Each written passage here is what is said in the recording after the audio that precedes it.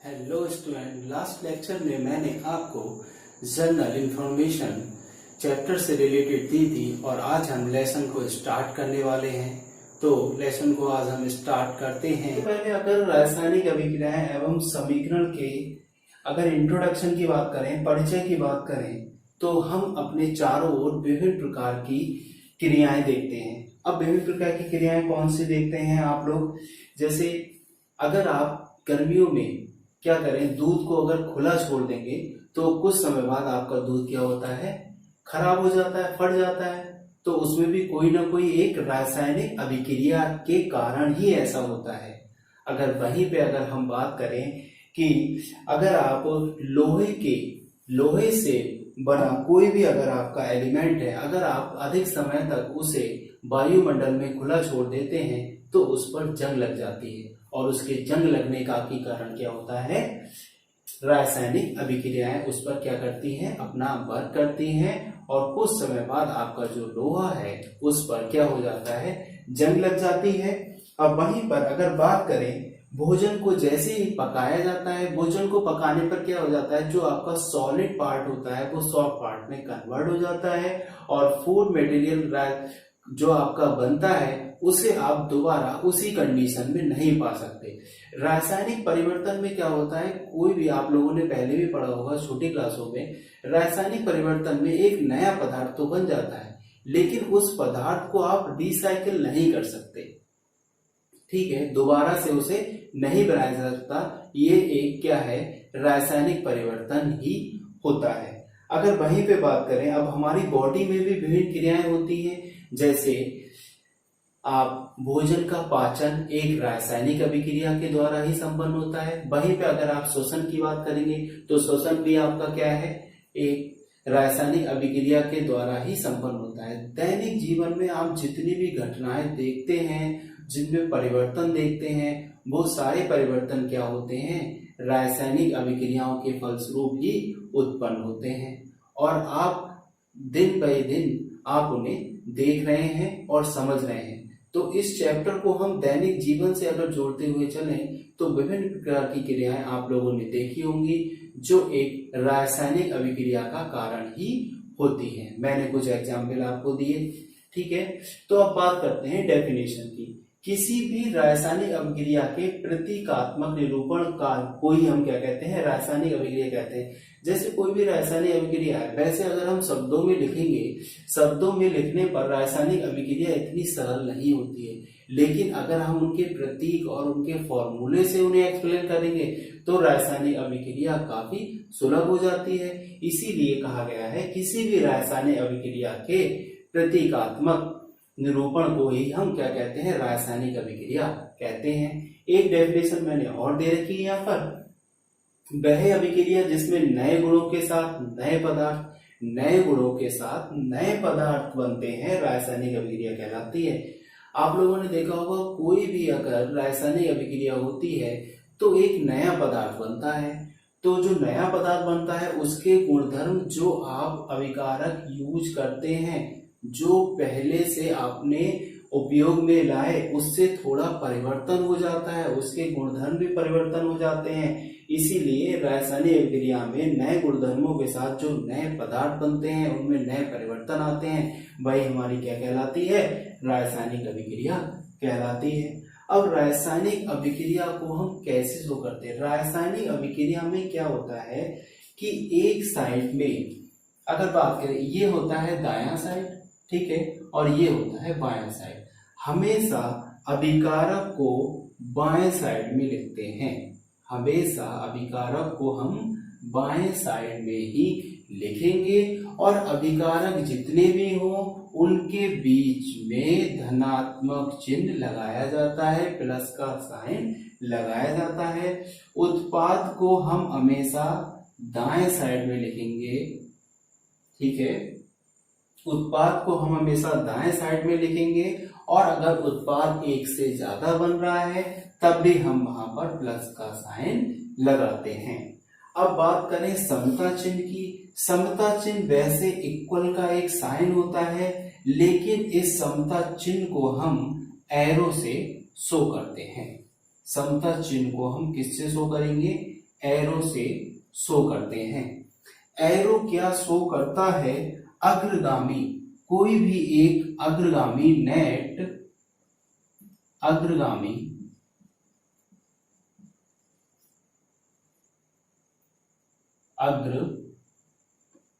अग्रगामी अभिक्रिया को शो करता है। अगर जैसे एरो आप लगाते हैं, इसका मतलब ये होता है कि जो आपकी अभिक्रिया है पूर्ण हो चुकी है और आप उसे दोबारा से उसी अभिकारक में परिवर्तित नहीं कर सकते। अब इन चिन्ह के बारे में मैं यहाँ पर बताऊंगा। कुछ अभिक्रियाएं ऐसी होती हैं जो चिन्ह के द्वारा हमें ये दर्शाती हैं कि इन अभिक्रिया में क्या विशेषता है। अगर मोस्टली रिएक्शन में क्या होता है, ये समता चिन्ह एरो के रूप में ही होते हैं, लेकिन अगर कभी कभी समता चिन्ह थोड़े डिफरेंट हो तब उस तरीके से हम कैसे पहचानेंगे। जैसे ये तो एरो नेट अग्रगामी अभिक्रिया हो गई है,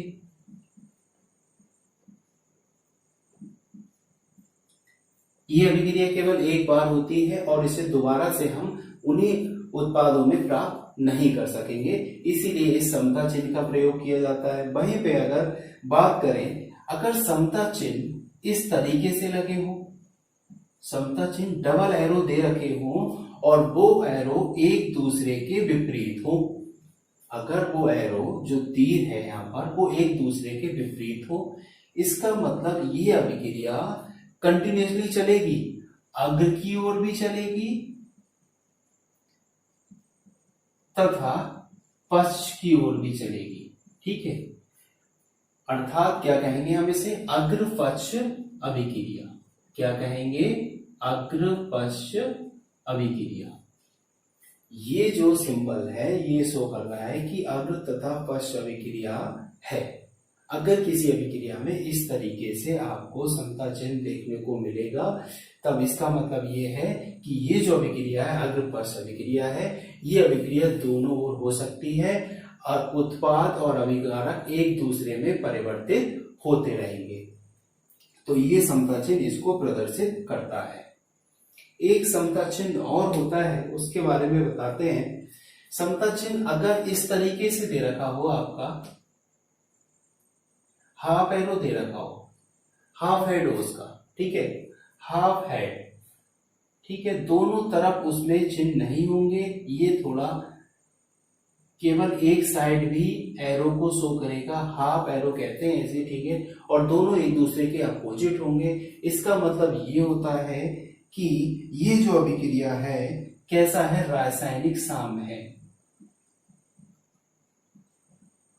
रासायनिक साम्य अभिक्रिया। रासायनिक साम्य का मतलब ये है जितने अनुपात में आपने अभिकारक को लिया है, जितने अनुपात में आपने अभिकारक को लिया है उतने ही अनुपात में आपको उत्पाद मिला है।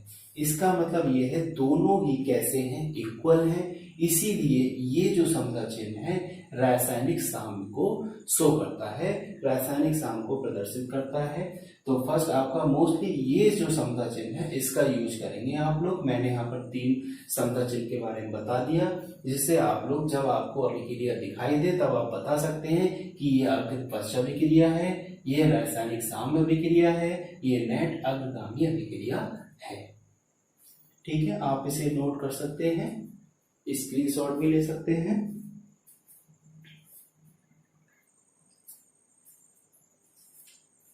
रासायनिक समीकरण को लिखना। अब रासायनिक समीकरण को हम कैसे लिखते हैं? मैंने अभी आपको अभिकारक, उत्पाद, समता चिन्ह के बारे में बताया। अब कैसे लिखते हैं?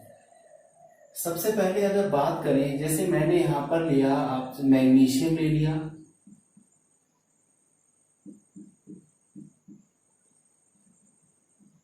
मैग्नीशियम, ठीक है। अब यहाँ पर मैंने आपको बताया था कि प्लस का साइन लगाते हैं, ठीक है। ये क्या है? अभिकारक है, मैं यहाँ पर अभिकारक लिख रहा हूं, मैग्नीशियम। और ऑक्सीजन ले लिया यहाँ पर, ऑक्सीजन। अब यहाँ पर मैं एक समता चिन्ह का प्रयोग करता हूं, समता चिन्ह का प्रयोग कर लिया। अब मैग्नीशियम और ऑक्सीजन को मिलने पर क्या बना? मैग्नीशियम ऑक्साइड बना। क्या बना? Magnesium oxide. क्या बन गया, मैग्नीशियम ऑक्साइड बन गया। अब पहली डेफिनेशन पे आप लोग ध्यान दीजिए, मतलब कोई भी रासायनिक समीकरण है उसे प्रतीकात्मक रूप में व्यक्त करना। अब यहाँ पर फॉर्मूले आपको याद ही होंगे। मैग्नीशियम का क्या होता है, Mg, ठीक है, ये केवल क्या है, मेटल है। अब यहाँ पर क्या है, ऑक्सीजन, और ऑक्सीजन मतलब गैस के रूप में होगी, इसका मतलब O2 साइन यूज करना होगा हमें। O2 ऑक्सीजन गैस के लिए O2 साइन करते हैं, समता चिन्ह यहाँ पर प्रयोग किया और हमने क्या बन गया यहाँ पर, MgO, मैग्नीशियम ऑक्साइड। इस तरीके से हमने रिएक्शन को यहाँ पर लिख दिया। वहीं पे अगर कोई भी और हो, suppose one carbon dioxide gas को बनाना है, हमने कार्बन ले लिया, कार्बन एंड यहाँ पर ऑक्सीजन हो गया और समता चिन्ह लगाया, ये बन गया CO2, ठीक है। लेकिन अभी मैं केवल समीकरण लिख रहा हूं, समीकरण संतुलित है नहीं है इसके बारे में मैंने अभी नहीं बताया। समीकरण अगर देखा जाए तो ये समीकरण संतुलित नहीं है। अभी हम आगे जो स्टेप है हमारा, वो समीकरण को संतुलित करना है। मैं केवल यहाँ पर लिखना बता रहा हूँ आपको। तो मैंने क्या बताया, ये आपका कौन सा साइड होगा, ये तो आपका हो गया राइट हैंड साइड, और ये आपका हो गया लेफ्ट हैंड साइड, ठीक है, लेफ्ट हैंड साइड। बीच में आप क्या कर रहे हैं, समता चिन्ह का प्रयोग कर रहे हैं, ठीक है, प्लस का साइन लगा रहे हैं अभिकारक के बीच में। ये आपके क्या है, अभिकारक हैं, और ये क्या है, उत्पाद है, ठीक है, ये क्या है, उत्पाद है। अभिकारक हमेशा लेफ्ट हैंड साइड में लिखते हैं, मीन्स आपका ये क्या है, बायां है, और ये दायां है। हमारा जो दायां बायां होता है वही होता है, जो हमारा दायां होगा वही हमारी कॉपी का दायां होता है, और जो हमारा बायां होगा वही हमारी कॉपी का बायां होता है, चाहे आप बोर्ड की बात कर ले चाहे कॉपी की बात कर ले। और बीच में ये अभिकारक हम लिखेंगे, बीच में अगर प्लस का साइन है, जितने भी अभिकारक हो, दो या हो, दो से अधिक हो, सभी के बीच में क्या करेंगे, हम प्लस का साइन जरूर लगाएंगे। अब जो भी उत्पाद बनेगा, अगर उत्पाद एक से ज्यादा बने तो उसके बीच में हमें प्लस का साइन लगाना है, और ये जो समता चिन्ह है ये रिएक्शन की पूर्ण होने की हमें सूचना देता है। वहीं पे अगर बात करूं मैं यहाँ पर मैंने ले लिया H2O, ठीक है, प्लस में मैंने यहाँ पर ये इक्वेशन इसकी हमने करा दी, सोडियम से करा दिया। तो सोडियम से कराने पर क्या बनता है, NaOH, ठीक है, ये आपका क्या है, जल है, सोडियम के साथ इन्होंने मेटल के साथ रिएक्ट किया, और यहाँ पर क्या बन गया हमारे, ठीक है, सोडियम हाइड्रोक्साइड। इस तरीके से ये हम समीकरण लिखते हैं। लेकिन ये जो समीकरण है ये असंतुलित है, और असंतुलित समीकरण को हम कंकाली समीकरण कहते हैं। कंकाली समीकरण ये हमारी क्या कहलाती है, जो असंतुलित समीकरण होती है कंकाली समीकरण कहलाती है। अगर मैं बात करूं तो ये भी क्या है, कंकाली समीकरण है। लेकिन अगर वही यहां पर इसकी बात कर लें, कार्बन और ऑक्सीजन ये दोनों आपस में कैसे संतुलित है। अब अगर इक्वेशन संतुलित है तो कैसे है, इसके बारे में डिस्कस कर लेते हैं कि इक्वेशन को संतुलित कैसे करते हैं।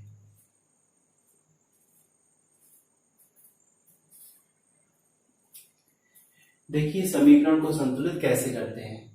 जैसे मैंने आपको अभी दिया था, क्वेश्चन लिखी थी, मैग्नीशियम प्लस क्या था, ऑक्सीजन था, मैग्नीशियम प्लस क्या था, ऑक्सीजन था, और क्या बना था, मैग्नीशियम ऑक्साइड। इसमें क्या होता है, आपके जो अभिकारक है, क्या है, अभिकारक और उत्पाद, ये आपका क्या है, लेफ्ट हैंड साइड है, ये क्या है, राइट हैंड साइड है। अभिकारक और उत्पाद जो भी एलिमेंट या यौगिक उपयोग में हो रहे हैं, उनका जो नंबर है वो उत्पाद के नंबर के बराबर होना चाहिए। आप कह सकते हो उनका जो परमाणु भार है, अगर यहाँ पे बात करेंगे परमाणु भारों की, तो ये भी परमाणु भार कैसे होंगे, इक्वल होंगे। अभिकारक का परमाणु भार, ठीक है, अभिकारक का परमाणु भार, उत्पाद का परमाणु भार दोनों कैसे होने चाहिए, बराबर होने चाहिए। कैसे होने चाहिए, बराबर होने चाहिए, तभी आपकी समीकरण संतुलित होगी। दोनों तरफ जितने अभिकारक हैं उतने ही उत्पाद यहाँ होने चाहिए। ठीक है, अब यहाँ पर अगर उत्पाद में इसी समीकरण में, ये आपके पहले समीकरण मान लेते हैं, अगर इसी समीकरण में देखें कि मैग्नीशियम कितने हैं, यहाँ पर देखिए 1 है, तो मैग्नीशियम उत्पाद की तरफ देखिए 1 है। अगर एक टेबल बना के यहाँ पर करें, यहाँ पर मैंने यहाँ पर लिखे अभिकारक, ठीक, अभिकारक हो गए, और ये मैंने लिखा उत्पाद के नंबर। ठीक है, मैंने यहाँ पर लिखा मैग्नीशियम तत्व है, यहाँ पर कोई भी तत्व हो सकता है। ठीक है, मैग्नीशियम, तो मैग्नीशियम यहाँ पर भी कितना है, 1 है, और यहाँ पर भी कितना है, 1 है, उत्पाद में भी 1 है। वहीं पे अगर मैं उत्पाद, अब यहाँ पर बात करूं एलिमेंट की, ऑक्सीजन की, ऑक्सीजन अभिकारक के केस में कितने, 1 है। ठीक है, मतलब उत्पाद की तरफ 1 ऑक्सीजन की कमी है, 1 ऑक्सीजन एटम की कमी है, और इस तरीके की जो समीकरण होती है कंकाली समीकरण कहलाती है। अब हम क्या करेंगे, इसका मतलब इक्वल करना है। अब इसे इक्वल करने के लिए हमें क्या करना पड़ेगा कि दोनों तरफ इक्वल कैसे हों। अगर यहाँ पर हम, और ये जो अनुमान आधारित होता है, आप उसमें क्या करेंगे, समीकरण को संतुलित करना इस तरीके से अनुमान आधारित होता है, और अनुमान आधारित विधि कहते हैं इसे, अनुमान आधारित विधि। अनुमान आधारित विधि, या हम इसे हिट एंड ट्रायल विधि भी कहते हैं। क्या कहते हैं, हिट एंड ट्रायल विधि, हिट एंड ट्रायल विधि। जो समीकरण को संतुलित करते हैं, हिट एंड ट्रायल विधि या फिर अनुमान आधारित विधि हम इसे कहते हैं। हिट एंड ट्रायल विधि या अनुमान आधारित विधि हम इसे कहते हैं। अब इसमें देखिए हम इसे कैसे संतुलित करेंगे। मैग्नीशियम में हमने अभिकारक उत्पाद देख लिए, ठीक है। अब इसे हम कैसे संतुलित करेंगे ये देखते हैं। देखिए मैग्नीशियम है, यहां पर देखिए, यहां पर मैग्नीशियम कितने हैं, एक ही है। अगर हम यहां पर मैग्नीशियम को 2 करते हैं, मैग्नीशियम को कितना कर दिया हमने 2, यहां पर ये कितने हैं, 2 हैं, इसका मतलब यहां पर भी हम इसे 2 कर देंगे। अब आप देखिए ये अभिकारक यहाँ मैग्नीशियम कितने हैं, 2 हैं, ऑक्सीजन एटम कितने हैं, 2 हैं, और मैग्नीशियम ऑक्साइड जो उत्पाद मिला है वो भी कितना मिला है, 2 मिला है। तो इसका मतलब हमारी ये समीकरण कैसी है, संतुलित है। अब दूसरी समीकरण की अगर बात करें, ये जिंक है, साथ में हमने इसके क्रिया कराई किससे, H2SO4 से, ठीक है। इसकी अभिक्रिया हमने किससे कराई, H2SO4 से। अब जिंक H2SO4 से क्रिया कर रहा है, तो यहां पर हमारा पहला उत्पाद बना ZnSO4, ये आपका है जिंक सल्फेट कहते हैं इसे, जिंक सल्फेट, ठीक है। क्या कहते हैं इसे हम, जिंक सल्फेट। अब देखिए जिंक सल्फेट, जिंक ने किसके साथ प्रोसेस की, सल्फेट के साथ में। अब यहां पर क्या बच गया, ऑक्सीजन, हाइड्रोजन, ऑक्सीजन नहीं हाइड्रोजन। हाइड्रोजन कितने हैं यहाँ पर, 2 हैं। तो जो हाइड्रोजन है वो किसकी फॉर्म में निकलेंगे, गैस की फॉर्म में। और जब गैस निकलती है तो इस तरीके से हम अपराइट एरो लगा देते हैं, ठीक है। अब इसमें अगर विशेषताओं की बात करें, मोस्टली उस उत्पाद का तो फॉर्मेशन हो ही रहा है। विशेषताओं की बात करें, कोई भी उत्पाद बनेगा, अवक्षेप बनेगा उसका, साथ ही गैस भी रिलीज हो सकती है। इस तरीके से ये उसकी विशेषताएं होती है। एक तो आपको ये देखो उत्पाद मिला है, यहाँ पर हो सकता है उत्पाद का अवक्षेप मिले। सेकंड आपको सेकंड में देखने को मिल गया, आपको क्या मिल गया यहाँ पर, हाइड्रोजन गैस रिलीज हो गई, कहीं पे क्लोरीन गैस रिलीज होगी। इस तरीके से इक्वेशन में ये क्या होती है, विशेषताएं होती है। जैसे आप एलिमेंट यूज कर रहे हैं, जैसे आप साल्ट यूज कर रहे हैं, साल्ट मीन्स लवण, जैसे आप लवण यूज कर रहे हैं, कुछ भी है उस तरीके से सबकी विशेषताएं अलग अलग होती है। ये नेम आप नोट कर लेना, जिंक सल्फेट। अगर थर्ड रिएक्शन की अगर बात करें, जैसे यहाँ पर ये आयरन है, ठीक है, आयरन ने जो प्रोसेस किया किसके साथ किया, H2O के साथ किया। आयरन वाटर के साथ में क्या कर रहा है, अभिक्रिया कर रहा है और क्या बना रहा है, Fe3O4। क्या बना रहा है, Fe3O4, ठीक है, Fe3O4 बना दिया। साथ में यहाँ पर क्या होगा, Fe3O4 तो बन गया, साथ में यहाँ पर क्या है, हाइड्रोजन गैस भी रिलीज हो गई, ठीक है, क्या हो गया, हाइड्रोजन गैस भी रिलीज हो गई। अब ये क्या है, अभिकारक, ये क्या है, उत्पाद। मैंने कहा अगर एक से ज्यादा उत्पाद होंगे तो आप यहाँ पे भी प्लस का साइन लगाएंगे, तो यहाँ पर भी लगाया गया है, ठीक है। हम यहाँ पर समीकरण को लिखना और समीकरण को संतुलित करना ही सीख रहे हैं, तो इस पे ध्यान देना हमें। ये अभिकारक है और ये क्या है, उत्पाद है, क्या है, उत्पाद है। अब यहाँ पर देखिए, काउंटिंग करिए, आयरन यहाँ पर कितने हैं, 1। ये लेफ्ट हैंड साइड है, यहाँ पर आयरन कितने हैं, 1। ये राइट हैंड साइड है, उत्पाद का साइड है, ठीक है। यहाँ पर आयरन कितने हैं, 3। आयरन कितने हैं, 3। ऑक्सीजन यहाँ कितने हैं, 1। यहाँ ऑक्सीजन कितने हैं, 4, ठीक है। हाइड्रोजन यहाँ कितने हैं, 2, और यहाँ हाइड्रोजन कितने हैं, 2, ठीक है। अब कितने की कमी है, अगर हम यहाँ पर ये कितना है, 1 है, इसका मतलब हम यहाँ पर कितने करेंगे, इसे 3, इक्वल हो गए। अब 3 ही हाइड्रोजन हमारे लेफ्ट हैंड साइड पे हैं और 3 ही राइट हैंड साइड में हो गए, ठीक है। हमने क्या कर दिए, कन्वर्ट कर दिए, कन्वर्ट को एंड सर्कल से शो कर दिए, ठीक है। अब आप देखिए यहाँ पर ये 3 हो गया। ऑक्सीजन कितने हैं, ये कितने हैं, ऑक्सीजन 4। अब ऑक्सीजन यहाँ तो एक ही है, अब 4 ऑक्सीजन करने के लिए हम यहाँ पर 4 से मल्टीप्लाई कर देंगे। ये केवल अनुमान आधारित चल रहा है, हिट एंड ट्रायल है, आपको देखना पड़ेंगे, दोनों तरफ इक्वल ही होने चाहिए। अब यहाँ पर देखिए 4 कर दिया हमने, अब यहाँ पर 4 तो कर दिया, तो ऑक्सीजन तो 4 हो गए, ठीक है। लेकिन यहाँ पर हाइड्रोजन की संख्या यहाँ पर मल्टीप्लाई कर देते हैं, ठीक है, तो ये कितने हो जाएंगे, हाइड्रोजन 8 हो जाएंगे, ठीक है। हमने क्या किया, मल्टीप्लाई किया, ये कितने हो गए, 8 हो गए। अब हाइड्रोजन कितने हो गए, 8, ऑक्सीजन कितने हैं, 4। इसका मतलब यहाँ पर भी ये हाइड्रोजन कितने हो जाएंगे, 8 हो जाएंगे, और यहाँ पर भी हाइड्रोजन 8 हो जाएंगे।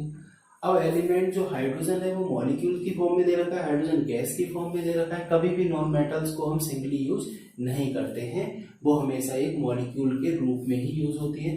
तब हम क्या करेंगे, यहाँ पर यहाँ लगा देंगे आपका 4 प्लस में 4H2, ठीक है। अब देखिए 3 आयरन है यहाँ पर और 3 ही आयरन यहाँ हो गए। वहीं पे देखिए 8 हाइड्रोजन है, 8 हाइड्रोजन ये हो गए, 4 से मल्टीप्लाई कर दो आप 2 से, ठीक है, ये कितने हो जाएंगे, 8। वहीं पे ये ऑक्सीजन है, ऑक्सीजन कितने हैं, 4 है, और ऑक्सीजन देखिए कितने हैं, 4 है, ठीक है। इस तरीके से ये समीकरण आपकी संतुलित समीकरण कहलाती है।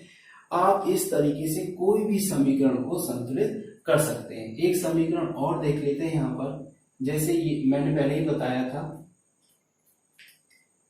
अगर कैल्शियम ऑक्साइड को लें हम,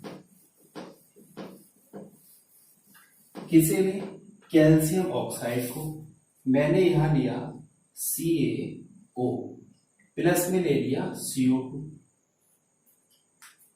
कैल्शियम ऑक्साइड एंड CO2 को लिया, ठीक है, ये अभिकारक है यहाँ पर, और कितने अभिकारक है, 2 अभिकारक है।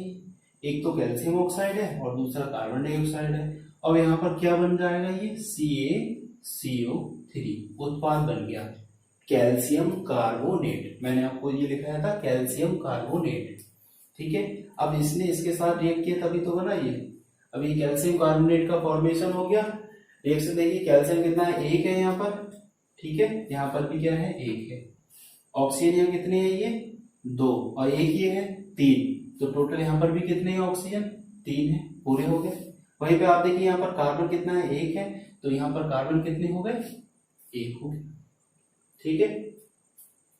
अब अगर एक रिएक्शन और देख लें, हमने यहाँ पर लिया CaCO3 प्लस में H2O के साथ रिएक्ट करा दिया, H2O के साथ रिएक्ट कराया हमने, किसके साथ अभिक्रिया करा रहे हैं हम, H2O के साथ में। अब जो H2 है वो यहाँ पर ये हो गया CaOH के होल टॉइज में कन्वर्ट हो गया, कैल्शियम हाइड्रोक्साइड, कैल्शियम हाइड्रोक्साइड, ये आपका क्या है, कैल्शियम कार्बोनेट। ठीक है। और ये क्या है, कैल्शियम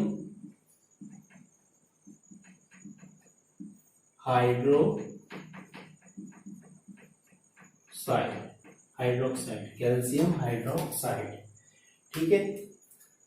अब यहां पर आप देखिए वाटर के साथ रिएक्ट हुआ, कैल्शियम हाइड्रोक्साइड का फॉर्मेशन हुआ, साथ में ये CO2 गैस भी रिलीज कर रहे हैं। ठीक है, साथ में क्या कर रहे हैं, CO2 गैस भी रिलीज कर रहे हैं। अब आप देखिए कैल्शियम कितना है, 1, कंप्लीट हो गया, दोनों तरफ 1 है कैल्शियम। ऑक्सीजन कितने हैं, 3 और 1 4, ऑक्सीजन यहाँ कितने हैं, 2। होल टॉइज में अगर कोई चीज दे रखी हो OH का होल टॉइज, इसका मतलब हाइड्रोजन भी यहाँ पर कितने हैं, 2 हैं, और ऑक्सीजन भी कितने हैं, 2 हैं। तो यहाँ पर देखिए आप लोग 3 है, और ये 3 और 4, तो यहाँ पर देखिए 2 तो ये रहे ऑक्सीजन और 2 ये है।